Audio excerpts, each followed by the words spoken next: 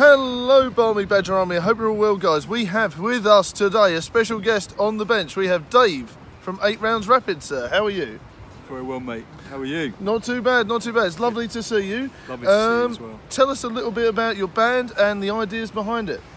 So, we're in a band that loosely could be described as heavy punk rock, as isn't it? Sort of punky pub rock style. Nice, yes. Old school, good old Essex fun, as it was described on your Facebook. Essex Funksters. Yes, that's it. Yeah, about. Very heavy and very good. I've seen it. It's quite heavy. Doing some good research. I loved some of your videos that you showed me. The video's good. So my brother makes all the videos. Yes, that's right. Yeah, very good. Some good amounts of humour in there as well. Well, we try to make people smile.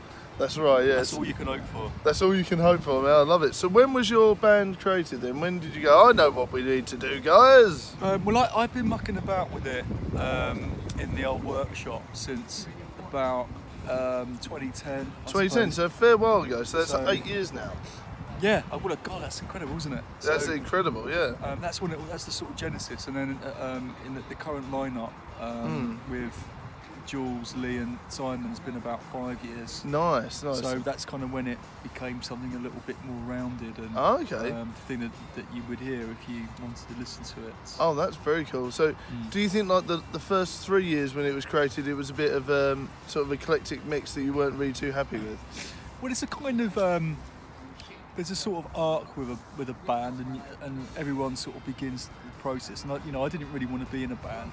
Okay. I was only sort of I was only mucking about with some mates, and they needed someone to, allegedly be a guitarist. So but I soon discovered how bad I was at playing guitar. And you ended up being pretty much the front man, I would say. Well, the thing is, if you're mucking about in a rehearsal room, you need to sing something, or somebody needs to sing something. There needs to be some words, otherwise it's instrumental. So so it kind of fell to me in the end.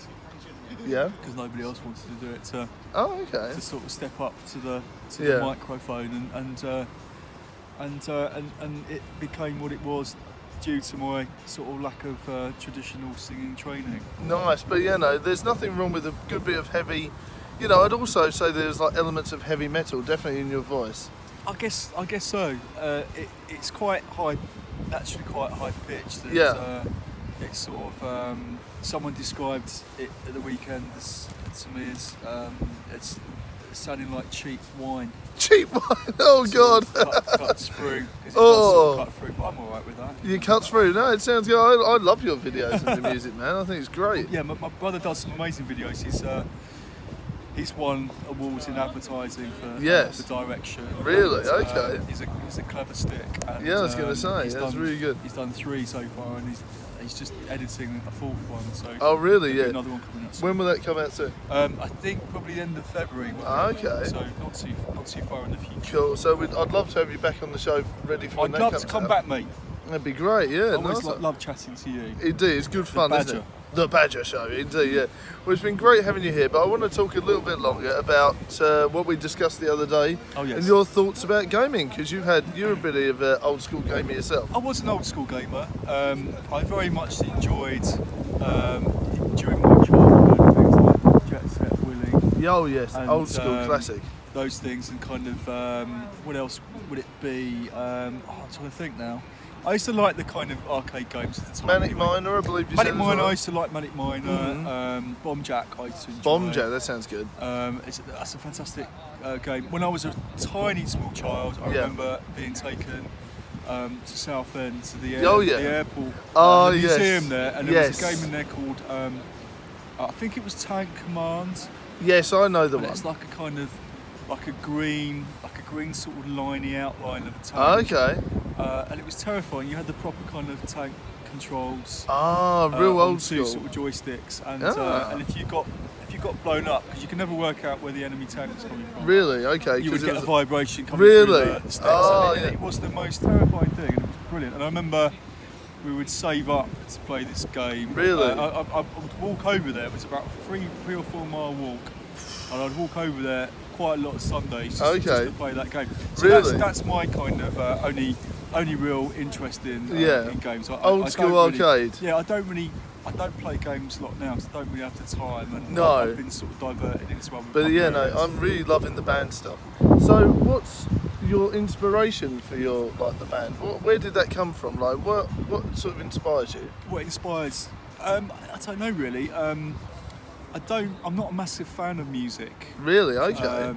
I don't really think a lot of it is particularly interesting. And I think when you're growing up, you like music, and it's all around, isn't it? And it is all around you. It is all around you, especially at Christmas time. Absolutely, and you're out clubbing or you're down the pub, and definitely been there myself. I heard it. I'm sure you've been to a pub in your time. Most definitely. So there was that going on, and occasionally Top of the Pops.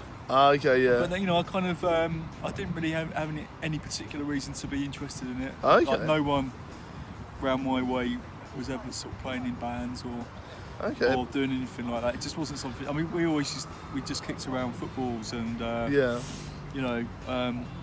we played Knockdown Ginger. Okay. So music was something sort of cultural and something kind of beyond my understanding. But really.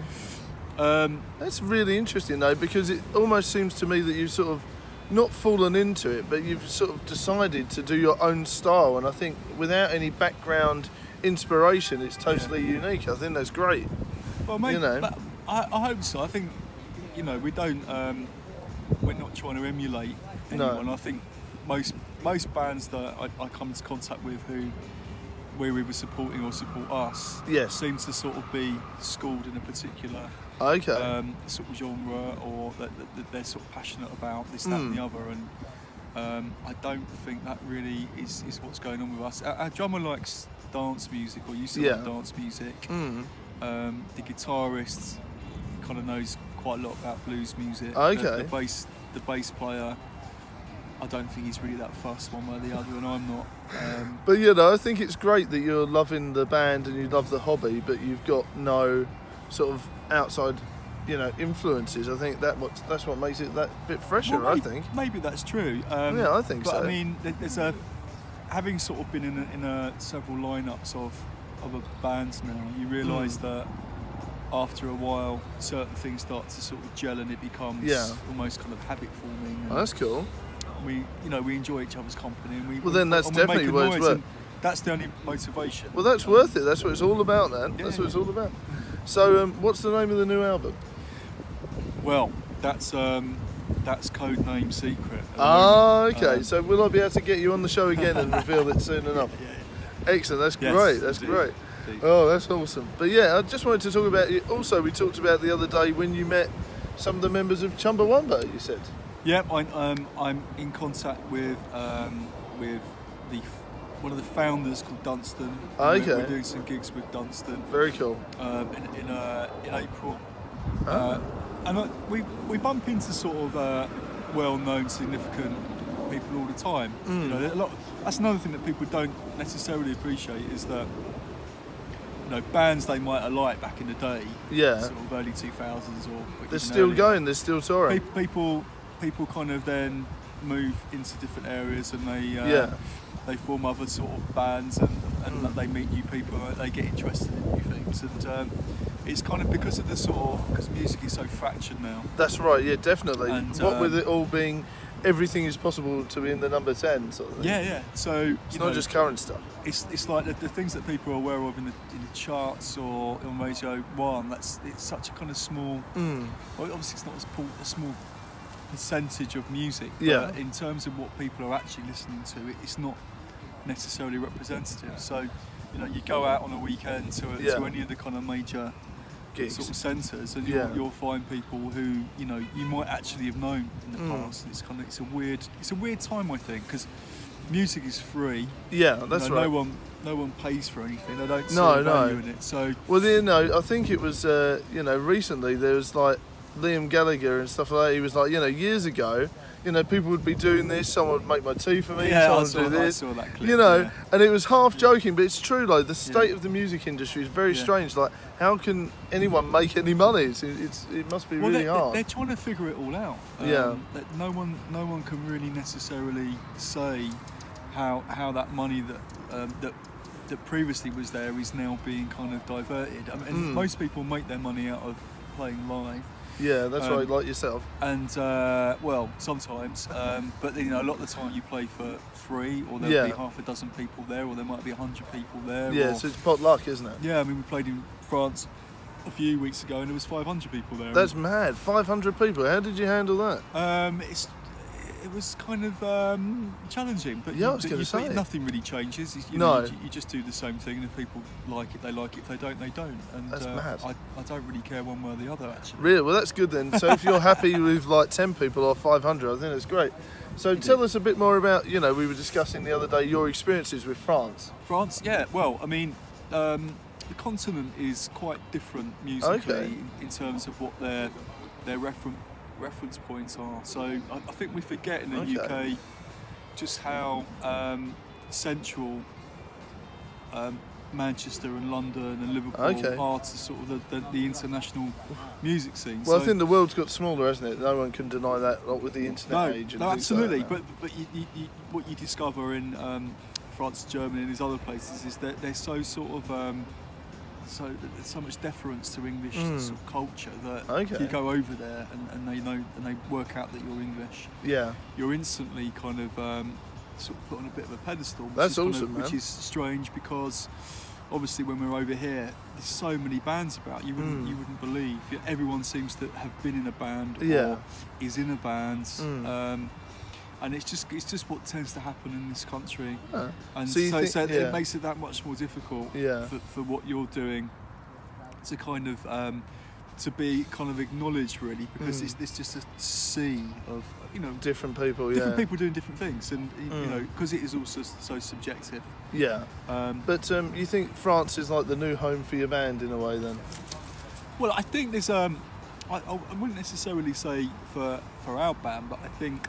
I think there's a, if you like, there's an awfully there's a market for English bands just kind of doing what they do somewhere else. That's what I like that idea, though. You know, it's like a lot of people say, like, oh, you know, YouTube's popular sort of universally, but you know, in Holland and places like India, YouTube is quite new. Right. So I think, you know, if you were to break Holland and India and all the sort of further outreach countries, you know, where it's only just becoming super popular, that's the gold mine, you know. Crikey. So it just shows you, doesn't it? You would have thought that Holland would have been sort of on par with lots of other places, but no, only the past like 3 years.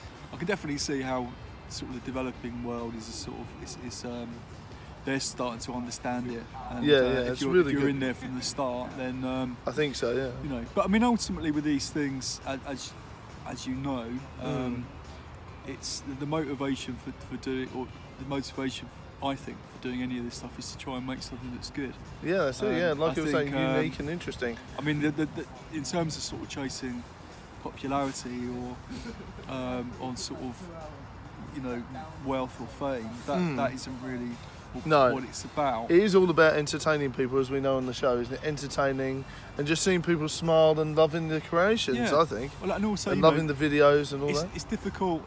It's difficult in the eye of the storm at the moment for people to really be objective about something being good or bad, because as we've been saying, there's a lot of content out there, your attention, but you know, you kind of hope maybe in 10 years' time, a lot of the other sort of stuff will kind of be filter through. Yeah, I know what you're saying. Yeah, and maybe 2 or 3 things will be picked out. And, I think so. I think that'll happen. I think that's definitely going to happen. You know, I think, you know, over on the show here, we've made like nearly 1,000 videos. So, you know, it's mad that. Well, you're a prolific guy, aren't you? One tries. And you do your own thing in your own way. Which is the only. And so do you guys, though. This is what I think is a good team up there. Anyway, thank you very much for having me on the show. Lovely to chat to you, mate. That's all right, and of course you'll be back at the end of February. Certainly will. Excellent. Bye for now, Barmy Badger Army. Bye. See you later. Thanks very much, Dave. And I hope you guys have enjoyed today. It's been a special episode, so it's been great. And we'll see Dave again very soon. Sure you will. Bye, guys. Nice to meet you. See you later. Bye-bye.